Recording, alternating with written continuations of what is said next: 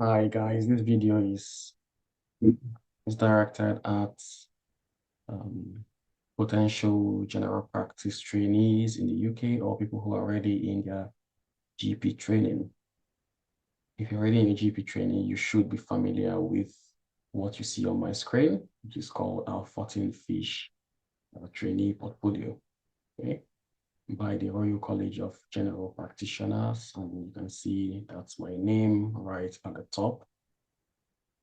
When you log into your portfolio, usually this is what you see first. This is the kind of page you see first. Your name or the trainee's name at the right top corner, you see the dashboard, portfolio, education, consults, communities, and surveys. And of course, it's welcome back, Emmanuel. And you'll see a couple of things that you've written, like your PDP target date. It's just like a reminder that my PDP target date is coming up soon. And you just see a couple of things like this, okay? But the main part of your portfolio actually is when you click on this portfolio key or this portfolio ribbon. When you access this portfolio ribbon, it takes you to the next page, which is this, okay? And on this portfolio overview page, tells you the stage of training you are at. So for me, I'm at ST3, first phase of my ST3 training, which is the last year of general practice training in the United Kingdom, which is a 3-year training. On your portfolio overview page, you will see different assessments, parameters or tools. The first one is a clinical case review. And then on the right side, it shows you the number of clinical case reviews you have done. Okay, so 28 so far, and then the supporting documentation or your continuing professional development shows you how many entries you've done or reflections. The learning event analysis or significant event analysis shows you how many you've reflected on. If you've reflected on any feedback, this particular reflection of feedback here, like if you have a colleague feedback or a patient feedback, and you decide to reflect on it, it's not mandatory. But if you decide to do a reflection on it, then it also shows you how many reflection entries you've done. Leadership management professionalism in your final year of GP training, which is your ST3 training year, you're expected to do a leadership project. And once you've done that leadership project, you can reflect on it. You can put the entry, or you should put the entry there. Your quality improvement activity, any activity you've engaged in that can improve the quality of care in general practice or hospital placements where you are at, you need to reflect on that there. It can be an audit, or it could be a non-audit quality improvement activity. So you need to put that there. Your prescribing assessments, which should be done in your final year of general practice training. When you've done that, you reflect on it there, and your supervisor as well, would have to put entries on his or her assessment of your prescribing quality in terms of safety and appropriateness. Clinical examination and procedural skills. There are a couple of mandatory steps, clinical examination and procedural skills, I think about 6 of them, 5 or 6 of them, which you should do under supervision and signed over your 3-year period of training. So once you've done your steps, they're usually at the bottom of your portfolio overview page. When you scroll right to the bottom, you'll see the mandatory steps, and you need to get them done. And usually the quicker, the earlier you get those steps done, the better for you. Placement planning meeting at the start of every placement, either in hospital or at the primary care placement, general practice placement, you need to have a placement planning meeting with your educational supervisor. Okay, even if you've done one with your clinical supervisor, you should do one with your educational supervisor and reflect on it to put an entry in your portfolio. If you are an academic trainee, then obviously there will be some academic activities. Even if you're a non-academic trainee and you engage in academic activities, you're allowed to put it in your portfolio, okay? That's why it's called a portfolio It's a tool that collects all, an evidence of all the clinical and educational activities you've engaged in over the 3 years of your training as a towards becoming a general practitioner. On this other side, you can see a training map. If you click on the training map, it shows you where you are at every point in time. It shows you when you should be expecting your next educational supervisor's review. It shows you your expected date of completion of training, which is your CCT date. It gives you the name of your deanery, it gives you the name of your training program, the name of your educational supervisor will be there. I've just blanked those off to avoid information breaching. Current post, it tells you where you are in the moment, either the hospital placement or your general practice placement. Okay, and it tells you when the date of your next annual review of competencies, which is ARCP, and it tells you what stage of training you are. So, yeah. When you scroll down below these learning logs, you have ESR preparation. So ESR is your educational supervisor review, which you should do towards the end of every placement. Okay, so if you're doing 6 monthly placements in hospital or in primary care, towards the end, you should have an ESR. Usually about 2 months to the end of that placement, you should do an educational supervisor's review.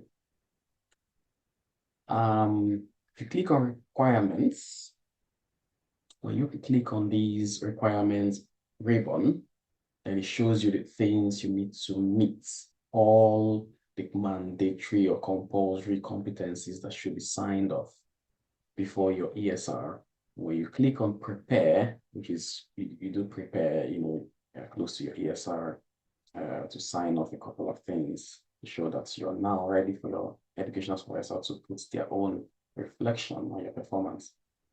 So capabilities, there are different capabilities. If you watch one of my earlier videos, which I did sometime last year on the 14 fish portfolio, you see where I explained the various capabilities. So when you hover around each of these buttons, it shows you the various capabilities and then the clinical experience groups that you have to link your reflections to so that they all turn green.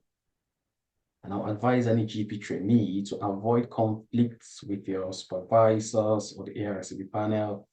Try to make all of these things turn green before your ESR or ARCP. Just do it. Sometimes it's all about ticking the boxes. You have to tick the boxes because no matter how hard you work, if you don't tick these boxes, you run into troubles. Okay, you run into trouble. But the panel assess you based on what they see. They don't know you.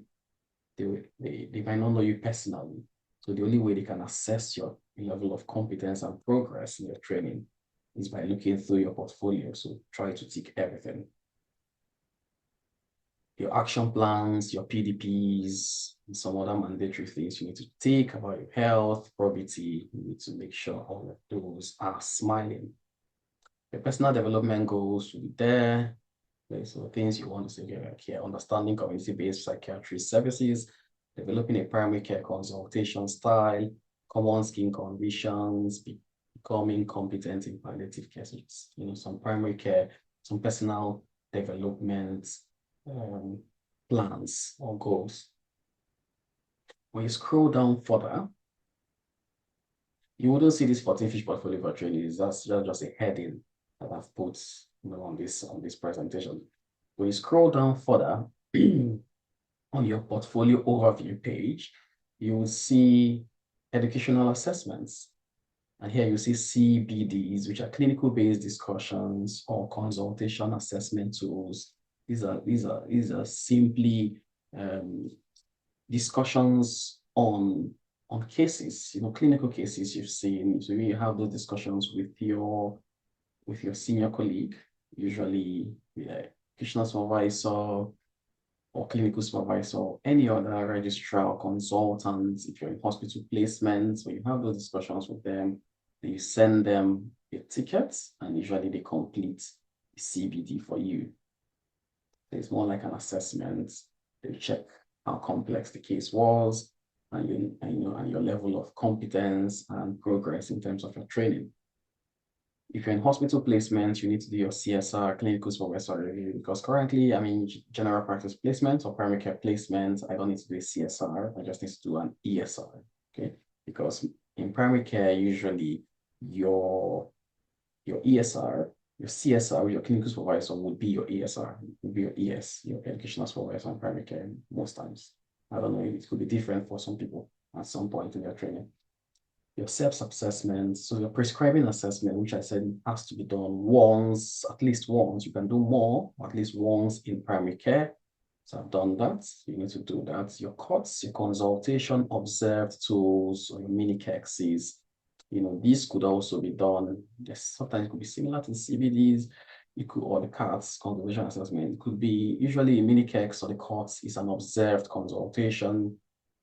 A senior colleague, a registrar, consultant, or a general practitioner observes you either take history from a patient or perform a physical examination on a patient, okay, or explain a procedure or something, management plan to a patient. They observe you, they assess your communication skills, your examination skills if you perform an examination, and your management skills as well, your decision-making skills if you're discussing management. And then you send them you send them a ticket, and the person completes the assessment of your competence and progress. And in ST3 as a whole, we need 7. So it's showing 7/3 because I'm still in the first half of the ST3. Okay, so it's actually 7. So I've done the 7 needed. QIP should be done once in your training. So it's different from QIA. It's a quality improvement project, which means it's more detailed than a QIA. It's usually an audit, and you need to close the cycle. Okay. So you need just one of that in your 3 years of training. I did that in my ST1.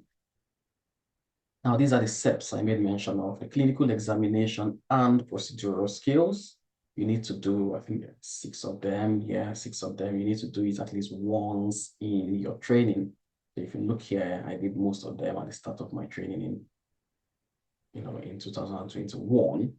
So usually, this is 2023. So it's usually good to get it done as early as possible, but these are usually simple examination and procedural skills, very simple process examination, rectal examination, female genital examination, breast examination. These are things that one should learn, at the level of a medical student. So they're really simple, basic examinations that you should get done as quickly as possible. Tick them off.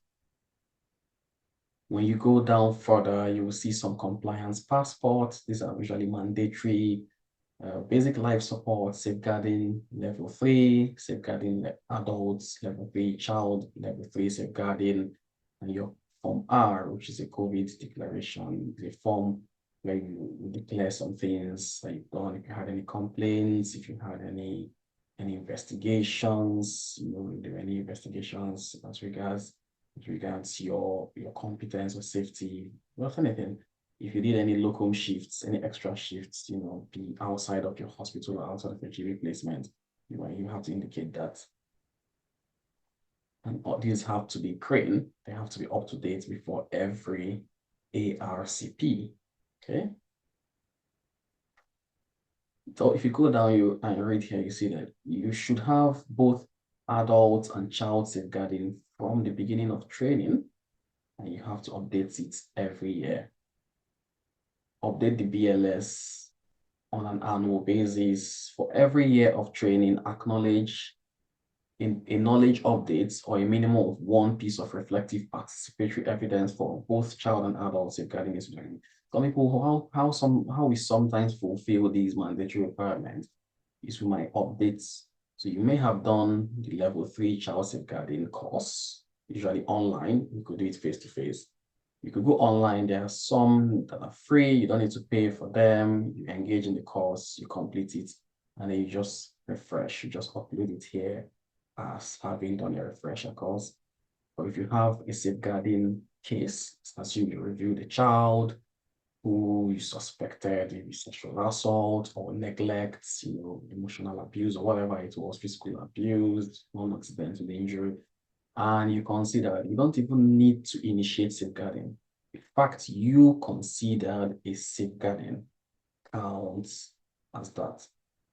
And even if you went forward to speak with the safeguarding staff or safeguarding lead in your hospital or GP placement, or you had to admit the child or, under the guidance of the safeguarding lead at the hospital, usually a pediatrician, or if you had a chat with the safeguarding nurses about the child or about a vulnerable adult with some dementia, you know, then you reflect on that and you link it to this mandatory compliance passports. Okay, and if you do that once a year, that is accepted as satisfactory.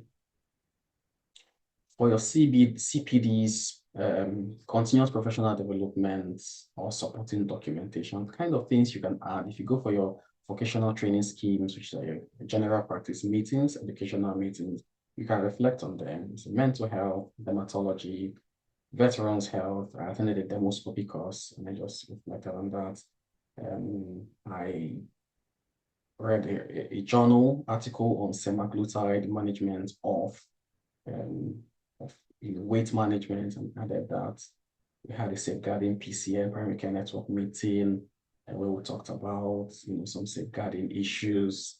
I think that was just yesterday, so I reflected on that. Choice of antihypertensives. Of course, hypertension is a common primary care problem or medical condition, long-term medical conditions. I had to do an update to refresh my knowledge on the protocols. And I reflected on that. HRT and menopause, demoscopic appearances of several skin lesions. An individual study I did, like an individual learning. And this other one was a course which I paid for to attend. And then within our vocational training scheme, we had a day where we talked about some dermatological stuff. So I added that. We had a PCN meeting on menopause, sitting in session with the practice nurse of the GP surgery when I started my estate replacement. So I reflected on what I observed and what I learned from that engagement. Perinatal mental health clinic. So this was towards the end of my ST2 year in my community mental health placement. So I attended a perinatal mental health clinic to see exactly what happens there. And that was a very useful clinic. So I added it to my reflection. Carpal tunnel syndrome, something I watched in one of the short videos on 14 fish teaching. Yeah, actually GP teaching. So I added. So these are the kind of things you can add. Well, one thing I will just say is I go back up to this point. So you can see supporting documentation, CPDs, 13 entries. It's important to do this. Okay, it's important to do your CPDs. Looking for requirements. If you look at, if you click on the requirements ribbon, it shows you something like this. Okay, it shows you, takes you to this page. And on the requirements, it shows you ST1 year, ST2 year, ST3 year. It shows you a current review, a current review column. And it shows you a column that gives you the total number of engagements or reflections you've had. So on that clinical case review, it tells you how many you need each year. So ST1, each year you need 36, so 36, 36, 36, and then you need a total of 104. Okay, you need 108, which is 36 times 3. Okay, and the number of mini-CEXs. So ST1, you need 4 mini-CEXs or COTS. Same thing as ST2. In ST3, you need 7. Okay, and in total, you need 15. If you look at that, 7 over 7, so what's it? Yeah. And for your CBDs, you need 4 in ST1, 4 in ST2, you need 5 CBDs. So I still need to do at least 2 more CBDs, even though my total exceeds. The one thing is always good to play on the side, err on the side of caution. So if you look at my total, you say, okay, yeah, I already have 15 CBDs, which is in excess of what is expected. But I'm not sure if I submit, let's assume I decide not to do any more CBDs, to avoid someone, someone on the panel say, yeah, even though he's done 15 out of 13, but in his ST3 year, he should have done 5 and he did only 3. So the person might say, well, We expected only 4 from you here. The fact you did 5 is kind of your business. Maybe you are being overzealous. So they may not even be impressed with the fact that you did 5. They may just be satisfied with 4/4. Likewise here, they may just want 4/4. The fact you did 7 in your ST1 and you didn't do enough in your ST3 would still be interpreted as insufficient evidence. And you might get an outcome 5, which might delay, might just give you an extension unnecessarily. So your colleague feedback, you need 1 every year. So 1 in ST1, 1 in ST2. Well, I've got 1 ongoing, just waiting for, my colleagues to respond and complete the feedback requests. And then that should become 1/1. And when you've done your leadership, so if you come down here in ST3, get reviews and less attention to your CPDs. I'm not saying you shouldn't pay attention, but even if you do 100 CPDs, when you click on the requirements button or ribbon, CPD is not part of it. It's not on that list. So it's not one of the mandatory. So you should do a reasonable amount of CPD reflections. But even if you do 1,000,000 CPD reflections and you don't do enough clinical case reviews, you will still be classified as someone who has insufficient entries. And you could have, very likely you have an outcome 5 in your ARCP, which is insufficient, proof of progress. You haven't provided enough proof that you're progressing at the satisfactory rates expected of a trainee. So pay more attention to ticking off all the boxes for your clinical case reviews. You need 36 every year. You need to get 36, okay? And the mandatory things which you have to do, your learning event analysis, your QIAs, QIPs, prescribing in ST3, leadership in ST3. So those compulsory things, focus on fulfilling the compulsory ones first before the non-compulsory ones, okay? So I believe it has been a succinct guide to anyone who is beginning their GP training, especially this August 2023. And this could also be a motivation to anyone who is already in training. If you're seeing people engaging in their portfolio, you could become spurred, motivated to engage in yours as well. So if this has been helpful, I would say leave a like. And if you haven't subscribed to my YouTube channel, kindly subscribe. I wish you all the best in your training.